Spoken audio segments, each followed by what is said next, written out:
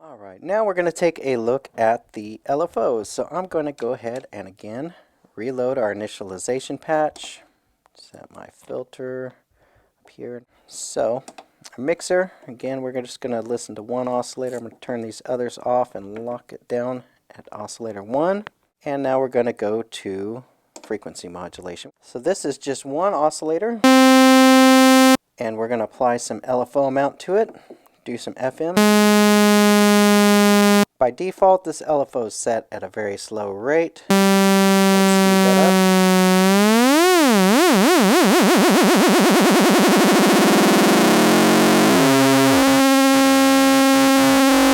up.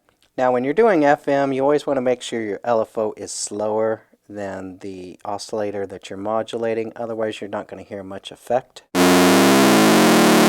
So just an overview of this LFO screen here, because they are all the same whether you're an oscillator 1, 2, 3, or 4, or you go to this LFO for the filter.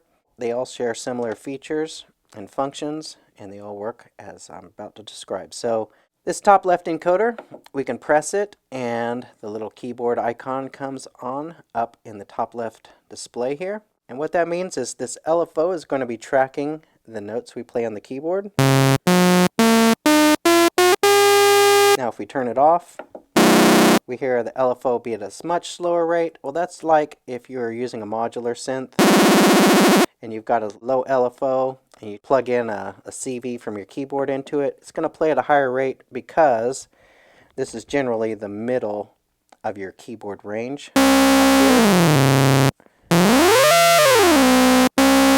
Let's go ahead and select a different waveform here. Let's select like a sawtooth.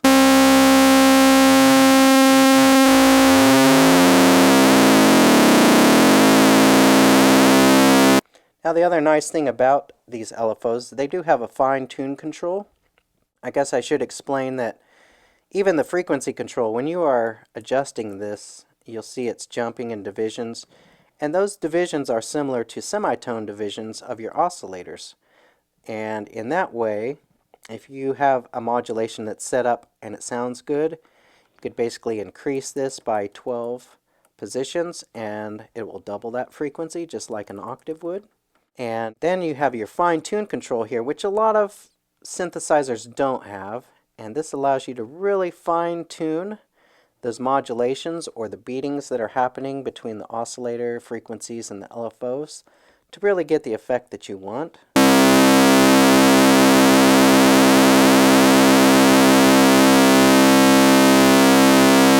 Now we could go to our frequency modulation page here and increase the overall FM amount.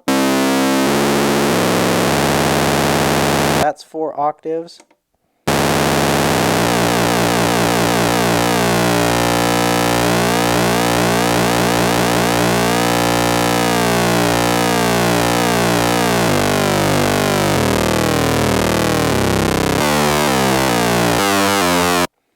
The other thing I need to explain to you is that when key tracking is on for each one of the LFOs, that key tracking is also being affected by the glide time set up for each oscillator. So LFO 1 is going to follow the glide time for oscillator 1. LFO 2 will follow the glide time set up for oscillator 2. In this case, where oscillator 2 is getting its glide time from oscillator 1 would then also, its glide time would also be affecting LFO's 2 rate. Let's go back here to oscillator 1 and just show you that.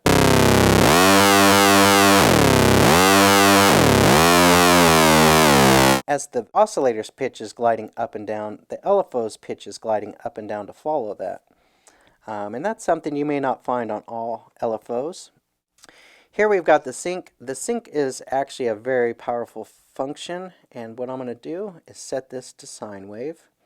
I'm going to turn down my modulation so it's much, actually I'm going to turn down the LFO rate, and I'm going to turn key follow off.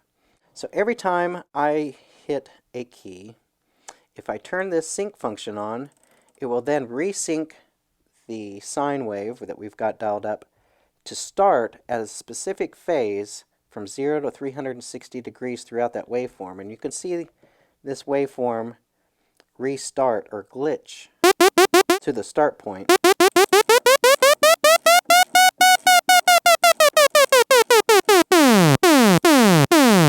And that's so you can get predictable results. So you can use these LFOs as a type of envelope.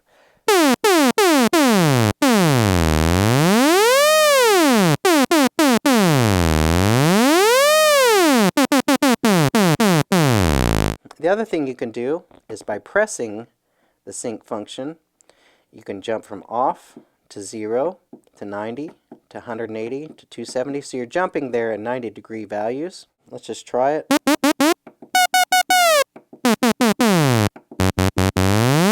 So you're getting all the different phases of that waveform very quickly, and that'll be useful for quite a few things, especially once you get into some of these digital waveforms.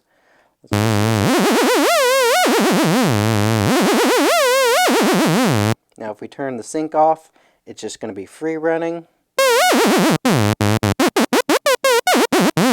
But if we turn the sync on, then we get more predictable results.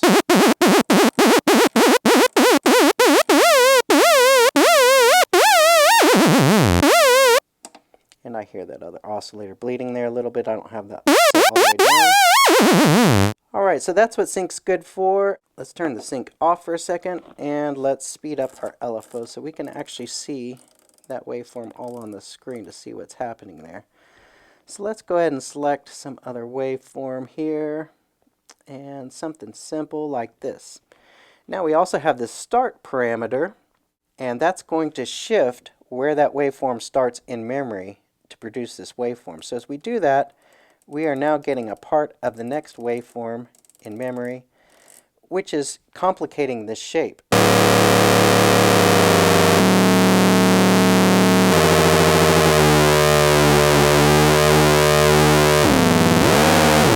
Now I've got key follow off there, so it's a little different on every note.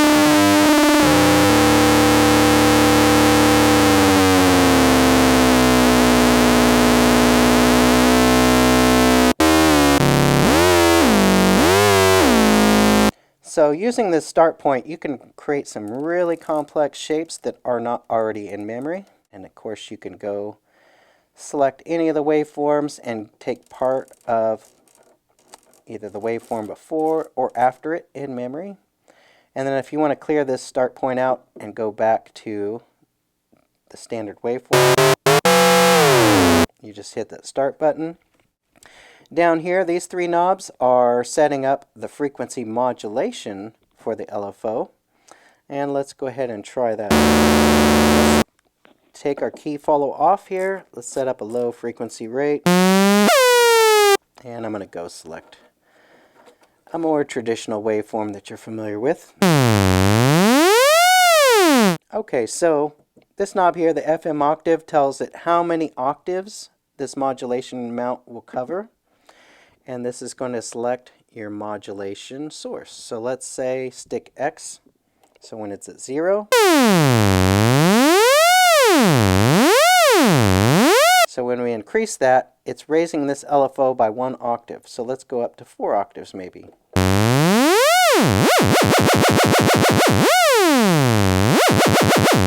Or we could assign that to, let's say, touch. I think you get the idea there. You can also go in a negative range. So we apply a modulation, it's actually bringing that LFO frequency down 4 octaves instead. There's more that you can do to an LFO, as we've talked in previous sections, where you could be using this LFO, let's say at a certain rate. But let's go into our frequency modulation page and dial up a control to control the amplitude of that. So let's go to LFO 4 now, and it's going to control the amount of LFO 1 doing our FM.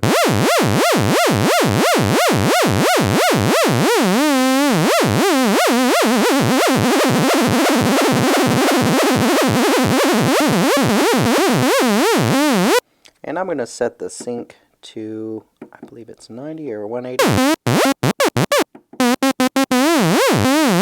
There we go. there, I've just created a fade in for that modulation. And I could go back to LFO 1, speed it up a little bit.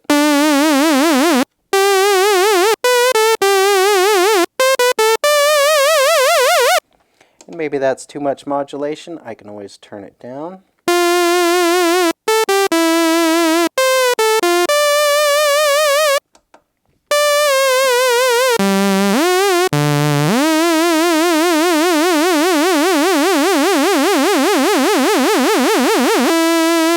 And of course, after that LFO gets done, it starts repeating again.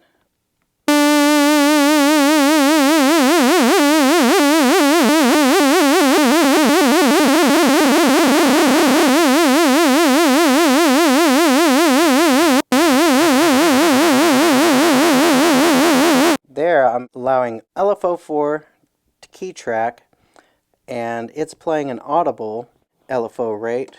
And oscillator 1, let's set that up to be audible.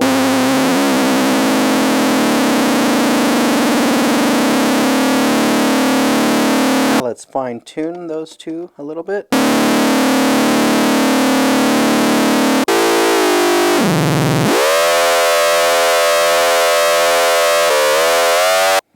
If we look at our FM page, we can actually see that modulation happening there.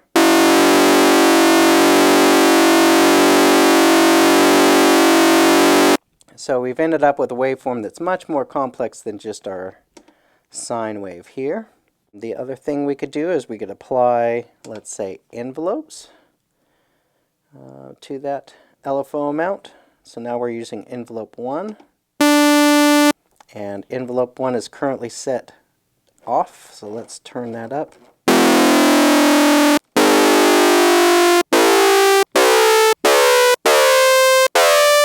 Or maybe we want it to fade in. So let's increase some attack. Maybe we want it to delay a little bit too. Let's increase the delay time. That's a little bit too fast.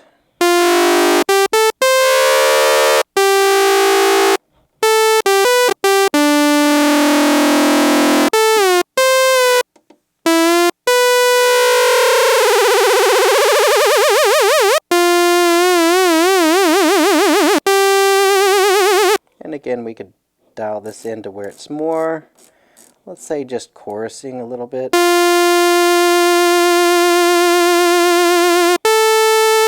And we could hear that more if we bring in oscillator 2.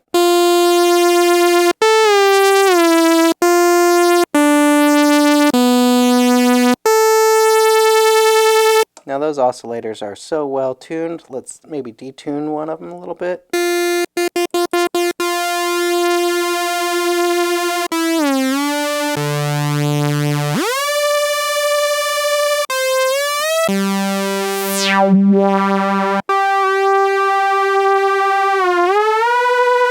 So you can do all sorts of traditional effects like, having LFO fade in or fade out, doing FM where you've got envelope control, more like a DX7. Just lots of different ways you can apply these things.